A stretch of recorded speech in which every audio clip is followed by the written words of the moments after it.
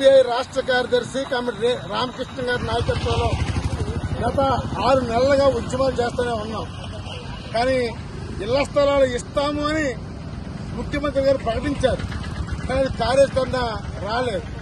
అలాగే కొంతమంది రెవెన్యూ అధికారులు స్థలం లేదని చెప్పారు.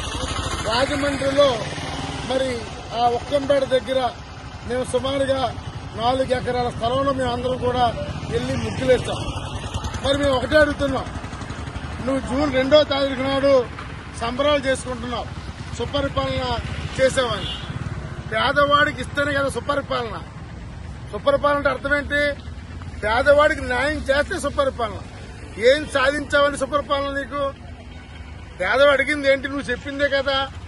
అర్బన్ ప్రాంతంలో 2 సెంట్లు, రూరల్ ప్రాంతంలో 3 సెంట్లు స్థలాలు ఇస్తామని చెప్పావు. ఇంకెప్పుడు ఇస్తావు? సంవత్సరం అయిపోయింది. మిగతా పథకాల తర్వాత చూద్దాం. ఇది పేదవాడికి ఇల్లే కదా కావాల్సింది. అలాగే మున్సిపల్ కార్మికులు ఎండనక వాళ్ళనక కరోనా వచ్చినా పనిచేస్తారు.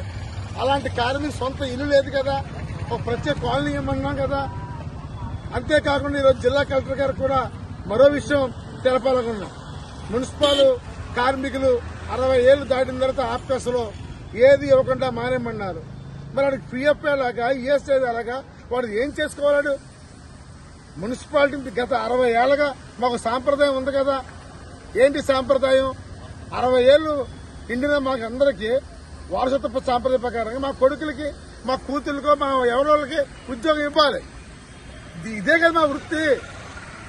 పవన్ కళ్యాణ్ గారు, లోకేష్ గారు, చంద్రబాబు నాయుడు గారు, మాకు వేరే వృత్తి ఉంది. ఇదే మాకు కనీసం బెనిఫిట్స్ ఏమి లేవు కదా.